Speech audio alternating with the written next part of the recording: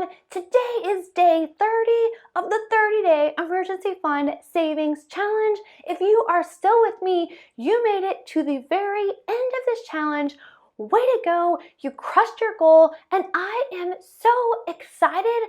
I cannot wait to get started, and I cannot wait to share today's tip with you because I think it could save you anywhere from $300 to maybe $1,500 per year. And today is our last day. So let's jump right in. Hey everyone, this is Lauren Mack with Hacking the Rat Race, and I would love for you to hit the like button and subscribe so you don't miss any more videos on money, saving, and investing. Like I said, today is day 30, the final day of the 30-day emergency fund savings challenge.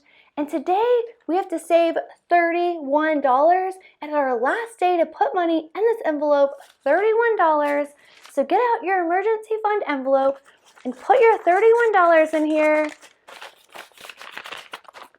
for a total of $500. You did it. You built up your emergency fund to $500. If you don't have an envelope and you've been putting this money in your savings account, move it over right now so that you have also hit your goal of $500. Now, you might be thinking, Lauren, that's great, but I really wish I had more. Literally, you can do this over and over and over. Or maybe, like I said in a prior video, someone had to spend $50, which is perfectly fine because that is the whole point of having an emergency fund, to use it when you have emergencies. So if today, maybe this is your final day, but maybe you had to spend a little bit of that money, it's okay. Start over on day one and just keep filling up your emergency fund until you hit your goal, whether that's $500, $1,000, $2,000. And here's the other thing. With all the tips you've been given so far, plus the tip I'm going to share with you today, you should be able to save way more than $500, and you should be ready to jump into the next phase, which is going to be paying off your debt.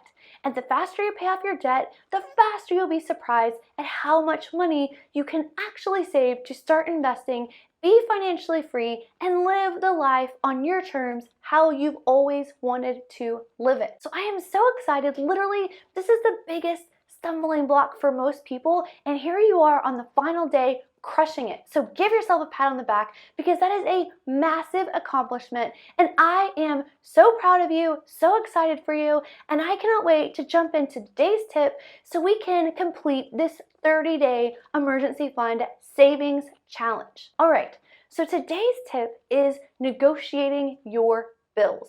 Right? So the bills that you can negotiate, there are probably more. This is not an exhaustive list, but some to consider negotiating because there is always room to negotiate these bills. And especially if you've never negotiated them, you would be surprised at how much money you're actually probably overpaying. So that would include your cable, your satellite, your landline, your internet, your home security, your satellite radio. Literally any of these kind of things are easy to negotiate. You just call them. You can even threaten to leave. You can tell them, I've been your customer for this long and I don't feel like I'm getting the best deal. You can say, my friend got this deal and I want this deal. You can sometimes literally just calling and asking, do you have any promotions? I really need to cut my bill down right now. You would be surprised at how willing they are to work with you. And here's the other thing. All of these companies have a retention department. When you first call in, you get their customer service department. And if you push through them and you end up in the retention department, these are the people who can really work with you and save you so much money. And again, they don't want to lose you as a customer. And most of these industries are highly competitive, right? They're competing to keep every single customer. So I recommend negotiating these bills every single year. But if you've never negotiated them so far, definitely get on the phone with each one and politely and kindly with a big smile, ask for a better deal. You will be shocked. If they say no, just say, look, I know that there is better pricing. I can't afford this. I really need another deal. You can say something like, the competitor X is offering me such a better price right now. I've been with you guys for so much. I absolutely love this company, but I can't afford to pay this much more. And just keep working it. You will be surprised at the deals, and sometimes they just have promotions. You don't even have to work it that hard. Just asking for a promotion, they will just move you into a better deal, and you would be surprised. Sometimes these better deals, you actually get better benefits, more say with internet, like faster speeds, more channels, sometimes even longer contracts at this lower rate. You literally just have to ask. If you're just renewing your bill and not asking, then you're not getting the best deal. Now, if you rather eat bugs than call and negotiate this, there is a company that I would recommend that can do it for you. However, your savings isn't going to be as much, but it's better than getting no savings at all. And in some cases, they might be able to negotiate a better rate for you. You're gonna have to pay them if they get you a savings. So that could be an offsetting factor. It's just how much you really don't want to call and do this yourself. The company that I'm talking about is called Bill Shark. So all you have to do is take your bill or your contract, whatever you have, take a picture of it, upload it to them, and then they will negotiate something on your behalf. They will not make your contract longer. They will not cancel. They will not do any of that without your permission. So you tell them what you want. I don't want a longer contract, or I don't care if I have a longer contract, or whatever it is. They will call and negotiate on your behalf. If they are not able to negotiate anything, then you do not get charged anything. However, if they are able to negotiate for you, then you owe them 40%. So if they get you, say, $100 savings, you give them 40, you're still getting $60 off. That is still a huge savings. But again, if you call yourself, you could save yourself that 40% that you have to pay them. They also offer another service of turning things on and turning things off. Say if you want to get your cable turned on or your cable turned off. However, they charge $25 for that, so I do not recommend that because that is literally a simple call on your part. But I would recommend using them to negotiate your bills down because they are super successful, especially if you don't want to do it yourself. They literally have an 85% success rate and normally can get on average $300 to $500 off, even up to like $1,500.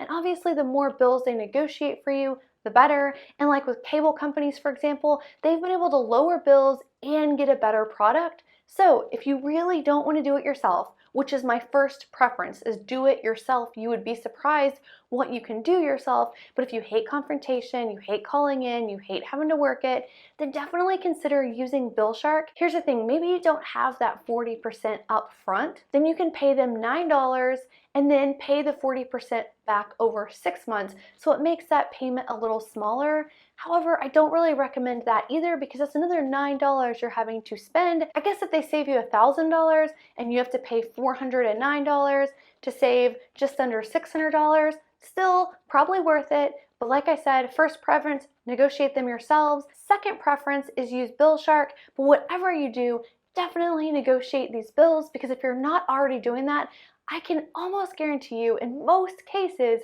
that you are paying too much and there is a way for them to work for you. So that is my final tip. This is the final day of the 30-day emergency fund savings challenge. I am so excited. I'm so happy for you. And I want to know in the comments below, how are you going to celebrate? When you first started this, if you used the workbook, one of the things that you wrote in the workbook was how you were going to celebrate hitting this massive goal. So I want to hear from you. How are you going to celebrate? Congratulations. This is so awesome. And I hope you stick around this channel so you can move to the next step, which is paying off your debt and becoming financially free and living the life that you always wanted. I have helped so many people accomplish this. It is such a great feeling to become debt-free, have an emergency fund, which like I said, is like having a de-stress fund because as you'll find as emergencies happen, when you have the money to pay for them, it is so much less stressful.